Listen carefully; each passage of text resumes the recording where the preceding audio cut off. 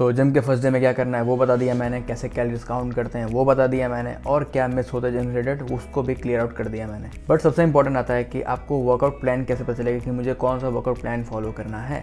So welcome back to channel जिसका नाम है फिट विद राज एंड आप देख रहे हैं एपिसोड 4 ऑफ बिगनर्स गाइड, जिसमें मैं बताने वाला हूँ कि आप अगर बिगनर हैं तो आप कैसे अपना वर्कआउट प्लान शेड्यूल कर सकते हैं, आपके लिए क्या बेनिफिशियल होगा स्टार्टिंग के टाइम में। और हाँ, इसकी भी मैक्सिमम पॉसिबिलिटी है कि आप इस वीडियो को पूरे एंड तक ना देख पाएँ, क्योंकि इस वीडियो में कुछ भी ऐसा नहीं है कि जो आपको एंड तक रोके रहे, बिकॉज इसमें जो होने वाला है वो सिर्फ इन्फो कंटेंट होने वाला है एंड मैक्सिमम लोग को इन्फो कंटेंट पसता ही नहीं, बिकॉज उनको थोड़ा उसमें एनिमेशन या बोलते हैं हाई एडिटिंग इफेक्ट चाहिए होते हैं, वो इस वीडियो में आपको नहीं मिलेगा देखने को। सो बिना किसी देरी चलते हैं, कंटिन्यू करते हैं अपने वीडियो की तरफ। तो खुद का वर्कआउट प्लान बनाने से पहले आपको ये पता होना चाहिए कि कितने टाइप्स के वर्कआउट प्लान होते हैं एंड आपको कौन सा फॉलो करना चाहिए। तो सबसे इंपॉर्टेंट दो जो होते हैं वो होते हैं PPL एंड सेकंड होता है हमारा ब्रो स्प्लिट। ब्रो स्प्लिट को लोग बॉडी पार्ट्स स्प्लिट भी बोलते हैं एंड PPL को पुश पुल लेग भी बोलते हैं। तो सबसे पहले बात हम लोग करते हैं ब्रो स्प्लिट की। और हाँ, इस वीडियो में कुछ भी एक्स्ट्रा की नॉलेज में ला के नहीं देने वाला, क्योंकि जो भी मैंने नेट से या अपने एक्सपीरियंस से जो भी रिसर्च कर रखा है वो इस कॉपी पे है और थोड़ा यहाँ पे भी है।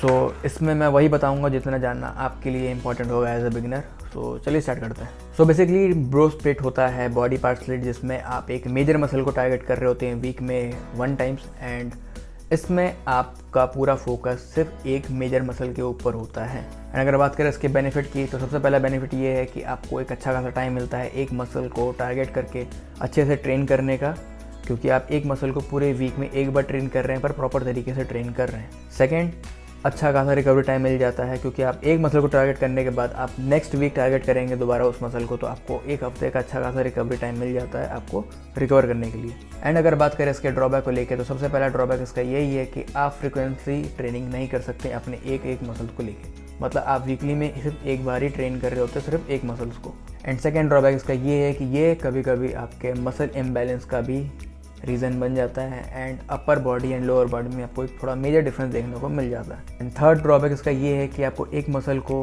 ट्रेन करने के लिए आपको मैक्सिमम टाइम लगता है जिम में, मतलब आप अगर आप चेस्ट कर रहे हैं तो आपको 2 घंटे मिनिमम आपको देने पड़ते हैं अपने वर्कआउट में।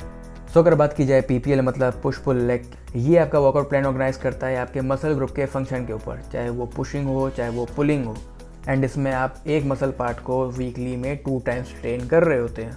जैसे इसका एग्जांपल दूँ अगर इसके प्लान का, तो आप PPL में फॉलो करते हैं first day push, then second day pull and third day leg, and उसके बाद रेस्ट लेते हैं, देन फिर से 3 दिन आप लगातार इसको कंटिन्यू कर रहे होते हैं। एंड अगर बात की जाए PPL के बेनिफिट्स को लेके, तो ये प्रमोट करता है आपके ओवरऑल बॉडी के डेवलपमेंट को। एंड सबसे अच्छी बात यही है कि अगर कोई बिगिनर इसको फॉलो कर रहा होता है तो उसको जल्दी रिजल्ट देखने को मिलता है।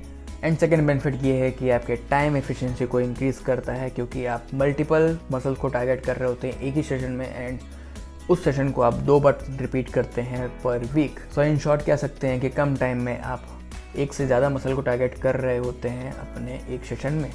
अगर इसके इतने बेनिफिट है तो इसके कुछ ड्रॉबैक्स भी होंगे। एंड इसका ड्रॉबैक, सबसे बड़ा ड्रॉबैक यही है कि आपको सफिशिएंट टाइम नहीं मिलता रिकवरी करने के लिए, क्योंकि अगर आप देखा जाए तो आप वीकली में 2 टाइम्स ट्रेन कर रहे होते हैं अपने एक मसल ग्रुप को, एंड इसके अकॉर्डिंग देखा जाए तो आपको प्रॉपर टाइम नहीं मिलता रिकवरी करने का। एंड इसका सेकंड ड्रॉबैक ये है कि अगर आप किसी एक मसल ग्रुप को टारगेट करना चाह रहे हैं, चाहे आपका बाइसेप हो गया, तो आप उस पर फोकस नहीं कर सकते, मतलब उसके लिए आइडियल बिल्कुल भी नहीं है। उसके लिए आपको चूज़ करना पड़ेगा आपको ब्रो स्प्लिट। अगर जिसका फोकस है कि आप ओवरऑल बॉडी के लिए अपना वर्कआउट प्लान चूज़ कर रहे हैं तो आपके लिए PPL बेस्ट है। बट अगर आप देखा जाए चेस्ट के लिए, बैक के लिए, चाहे बाइसेप्स के लिए, उसके लिए अगर आप जिम ज्वाइन कर रहे हैं या उसके लिए आप ट्रेन या उसके लिए आप वर्कआउट प्लान शेड्यूल कर रहे हैं, तो फिर आपको ब्रो स्प्लिट फॉलो करना चाहिए।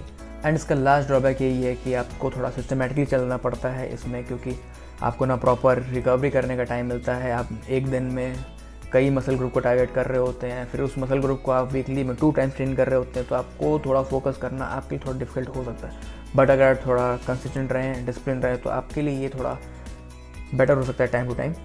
सो मैंने आपको PPL और ब्रो स्प्लिट के बारे में बता दिया है, तो आपको जो शेड्यूल लगे आप उसको फॉलो कर सकते हैं। बट अगर बिगिनर देखा जाए तो आपको PPL फॉलो करना चाहिए। सो अगर आपको जो भी क्वेश्चन होगा तो आप अपना क्वेश्चन कमेंट बॉक्स में डाल देना, मैं उसको रिप्लाई कर दूंगा। एंड मैं मिलूंगा आपसे अब नेक्स्ट एपिसोड में। सो तब तक के लिए चैनल को लाइक कर देना, मतलब चैनल को सब्सक्राइब कर देना, वीडियो को लाइक कर देना, एंड जिसको नीड हो इस वीडियो के उससे शेयर कर देना। Bye bye.